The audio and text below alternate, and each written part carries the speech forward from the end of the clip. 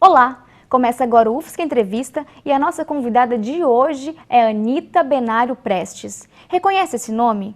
Anita nasceu em 1936 em Berlim, em um campo de concentração sob o regime nazista. Filha da comunista alemã Olga Benário e do comunista gaúcho Luiz Carlos Prestes, hoje, aos 81 anos, a historiadora esteve recentemente em Florianópolis para lançar o seu mais novo livro, intitulado Olga, que traz à tona parte da trajetória desconhecida de sua mãe. E conversou com a gente. Confira. Quando a senhora nasceu, nós sabemos que Olga estava presa pelo regime nazista na Alemanha e Prestes preso pela ditadura de Getúlio Vargas no Brasil, né? Eu gostaria que a senhora falasse um pouco sobre como foi esse início de vida conturbado. Bom, eu nasci na prisão de mulheres em Berlim, né? Depois é que a minha mãe foi transferida para campos de concentração, né? Ela foi extraditada pelo governo Vargas, né? Em setembro de 1936, ela estava no 7º mês de gravidez. E meu pai sempre considerou, né, que essa extradição dela para a Alemanha nazista, né, era evidente que ia terminar seus dias num campo de concentração, né? Foi uma vingança de Vargas, né? Uma forma de torturar o Luiz Carlos Prestes, né? Porque tortura física, como faziam com a maioria dos presos políticos naquela época, ia repercutir muito mal para o governo brasileiro, porque o Prestes já era o Cavaleiro da Esperança, muito conhecido na Europa, nos Estados Unidos, né? Então, isso, uma campanha muito grande que surgiu pela libertação aqui dos presos políticos no Brasil, a chamada campanha Prestes, em que a minha avó, a paterna, Leocádia Prestes, estava à frente dessa campanha.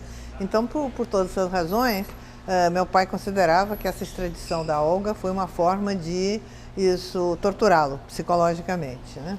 Enfim, ela foi embarcada num navio cargueiro, né? Essa parte toda é contada pelo Fernando Moraes no livro Olga, né? E também aparece no filme, né? Que foi feito depois, né? A extradição dela num navio cargueiro, junto com uma outra companheira alemã que estava aqui no Brasil e que foi muito torturada, ela e o marido, né? A Elise Evers e o Arthur Evers. Então as duas foram extraditadas juntas na calada da noite, uma medida totalmente ilegal, porque ela, como mãe de uma criança que é brasileira, né, de um filho brasileiro, ela tinha direito, pela legislação da época, inclusive, a permanecer no Brasil. Então foi algo totalmente ilegal, né, essa extradição dela. Foi feita assim na calada da noite, até porque os prisioneiros que estavam presos junto com ela tentaram se revoltar, inclusive, para não deixá-la sair, mas aí a polícia, né, inventou toda uma história que ela seria levada para uma maternidade, para um hospital, né? Na realidade, ela foi levada para o cais do Porto e embarcada, né, junto com a Elise, num navio cargueiro alemão, com ordem de expedição direta, né, para a Alemanha, sem parar em nenhum porto intermediário, porque já havia, inclusive nesse arquivo da Gestapo, que eu pesquisei para escrever esse livro, né, a documentação mostrando isso. Havia já precedentes de navios que saíram do Brasil levando, né, pessoas, enfim, brasileiros ou estrangeiros que estavam sendo extraditados para a Europa, né, e que pararam em portos da França e os portuários desses portos arrancaram esses prisioneiros dos navios. Então eles tinham medo que isso acontecesse com a Olga e a Elisa, e a ordem era categórica de maneira nenhuma um navio, El Corunha que se chamava, né, La Corunha, parar em qualquer porto intermediário, seja da Espanha, seja da França. Então foi direto para Hamburgo, uma viagem pesada, para uma mulher que estava já no 7º mês de gravidez, no 8º mês, e quase um mês de viagem. Afinal, no dia 18 de outubro, desembarcou em Hamburgo e foram levadas imediatamente para a carceragem em Berlim, submetidas a interrogatórios, né? E eu nasci, portanto, aí no final do ano, em novembro, né, numa prisão de mulheres em Berlim. E nesse meio tempo, a Olga estava sendo o tempo todo interrogada, né, pressionada. E uma das coisas que esse arquivo da Gestapo revela, né, é assim, a firmeza dela, que em nenhum momento ela concordou em falar o que a polícia queria. A Gestapo era a polícia, né, do Terceiro Reich, da Alemanha nazista, que está muito explícito isso nessa documentação que eu pesquisei, né, que eles estavam interessados que ela falasse sobre o Partido Comunista Alemão, do qual ela tinha sido militante, e sobre a Internacional Comunista, que também ela tinha atuado na Internacional Comunista. E isso ela peremptoriamente disse que jamais falaria. Inclusive tem uma frase dela num dos depoimentos, né, que eu até usei como epígrafe desse livro, né, que ela diz que se outros se tornaram torturadores, eu jamais o serei. E por isso ela foi repetidamente castigada, torturada, e assim que essa campanha Prestes, dirigida pela minha avó, né, Leocádia Prestes, que tinha como centro Paris, isso conseguiu a minha libertação, porque era uma criancinha, tal, filha de Luiz Carlos Prestes, isso emocionava muito a opinião pública na época. Então a campanha, a pressão foi muito grande sobre as autoridades nazistas. Então, nesse arquivo também tem uma quantidade grande de cartas, mensagens, telegramas das mais variadas entidades, tanto da Europa como dos Estados Unidos, pressionando o governo, inclusive cartas dirigidas diretamente a Hitler, a Himmler, né, que era o chefe dos campos de concentração depois. Então, quando eu fui, afinal, resgatada, com 1 ano e 2 meses que eu fui resgatada, pela minha avó e pela minha tia, né, aí a Olga foi transferida para os campos de concentração. Passou por 2 campos de concentração e, afinal, em abril de 1942, ela foi assassinada numa câmara de gás, né. Como foi o acesso aos arquivos da Gestapo? O que essa documentação da Polícia Secreta Alemã revela? E a sua percepção sobre a Olga mudou em algum aspecto após a leitura dos documentos? Não, a percepção não mudou porque, em linhas gerais, eu já conhecia a história dela, né? Esse arquivo da Gestapo, porque eu não cheguei a falar ainda sobre isso, ele foi apreendido pelas tropas soviéticas quando tomaram Berlim em 1945 e levado para a União Soviética. E esses anos todos ele ficou fechado. Só agora, 2 anos atrás, que houve um convênio do governo russo com o governo alemão de digitalizar essa documentação e disponibilizar na internet. Então está na internet, eu até dou no livro, dou o endereço na internet, né? O problema dessa documentação é que a maior parte está em alemão, né? Então eu consegui traduzir essa documentação e ela revela justamente isso que eu já estava falando, a firmeza da Olga, por um lado, que a gente conhecia em termos gerais, mas não conhecia alguns detalhes, né, assim, que agora são apresentados. Tem algumas cartas que nós não conhecíamos, inéditas, que eu até incluí aqui nesse livro, porque anteriormente, em 2001, eu com a minha tia, Lígia, que participou dessa campanha e tudo, participou da minha libertação, ela tinha conseguido guardar a maior parte dessas cartas que passavam, a correspondência entre meu pai e a Olga, passavam pelas mãos delas, primeiro em Paris e depois no México, onde nós estávamos, porque a Gestapo exigia que as cartas todas fossem escritas em alemão. Então, havia um grupo, isso organizado também pela campanha Prestes, né, de companheiros e amigos, que faziam a tradução dessas cartas. Era um trabalho voluntário, assim, todas as cartas que chegavam do Brasil, que iam para a Alemanha, que vinham da Alemanha e iam para o Brasil, passavam pelas mãos das duas, da minha avó e da minha tia, e com a ajuda desses amigos conseguiam realizar a tradução para despachar para os seus destinatários, né? Então a Lígia tinha guardado grande parte dessas cartas e aí a gente publicou. O livro chama-se Anos Tormentosos, publicado em 3 volumes, é a correspondência da prisão de Luiz Carlos Prestes, 9 anos de prisão. Então, essas outras cartas que não tinham sido liberadas pela Gestapo, essas foi que eu introduzi aqui no livro, estão nos anexos do livro.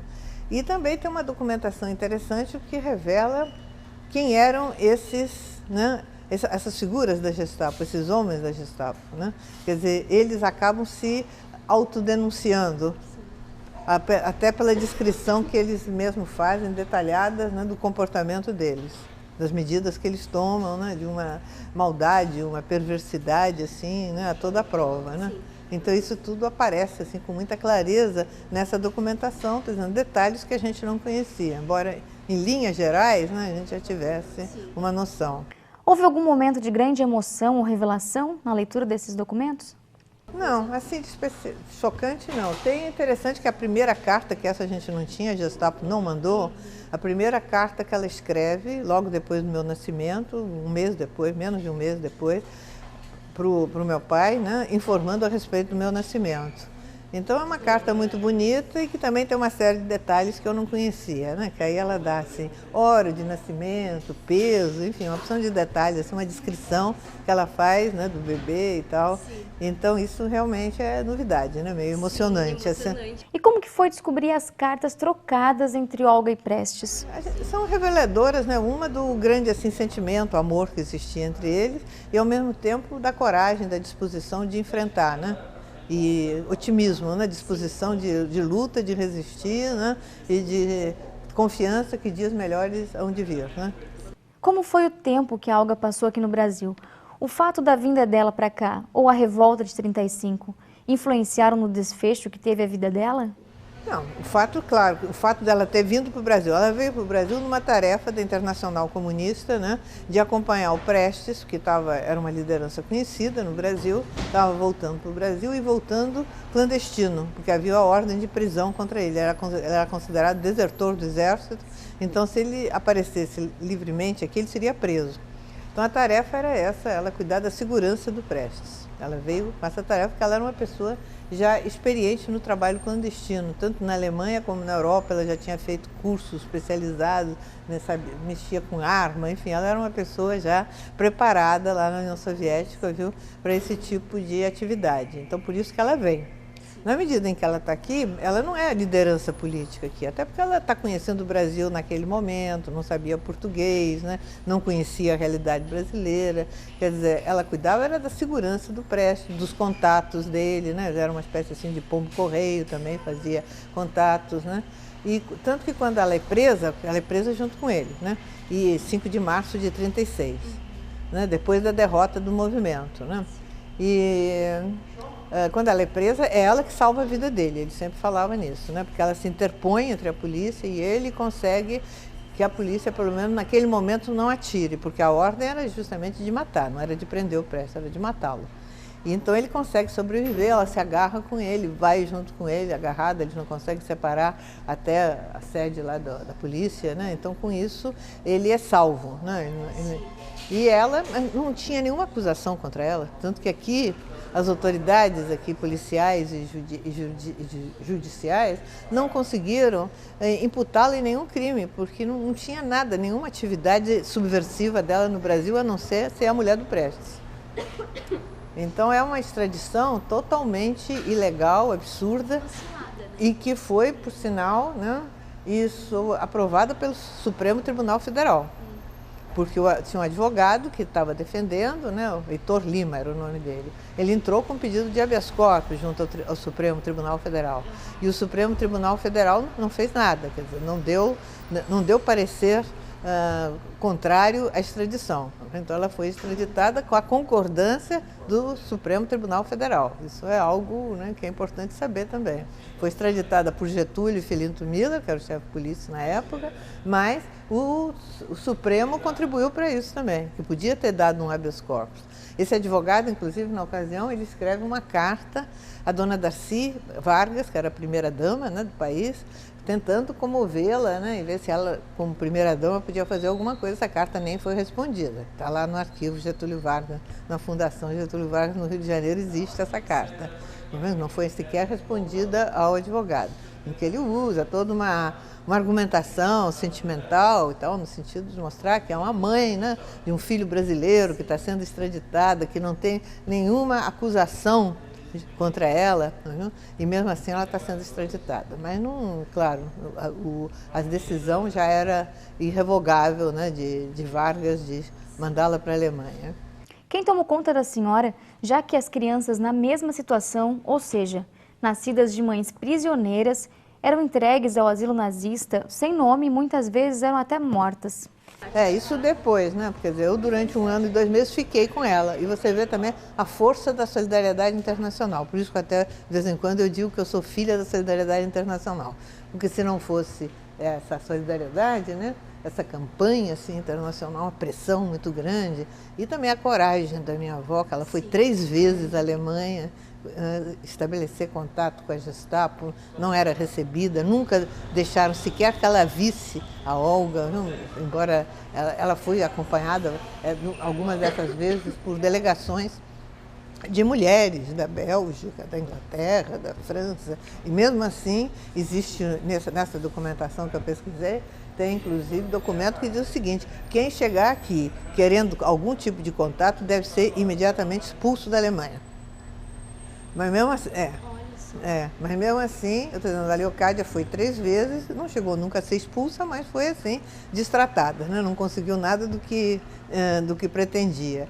E agora, você viu, isso que eu ia falar, a força da campanha, né? Que a Gestapo tinha uma preocupação muito grande de me devolver, já que eles perceberam que a campanha era muito forte, que eu estava perturbando muito, que era melhor entregar para minha avó paterna, já que ela estava querendo isso, né?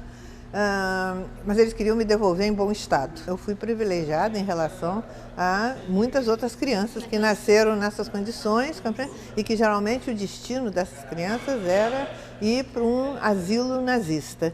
E o asilo, a criança perdia o nome e virava um número. Então você imagina, se essa criança não morresse, que grande parte depois morreu, como é que os pais iam localizar uma criança de 1 ano, né, de meses, que virou um número? Então, isso que a minha mãe tinha pavor, né? Sim.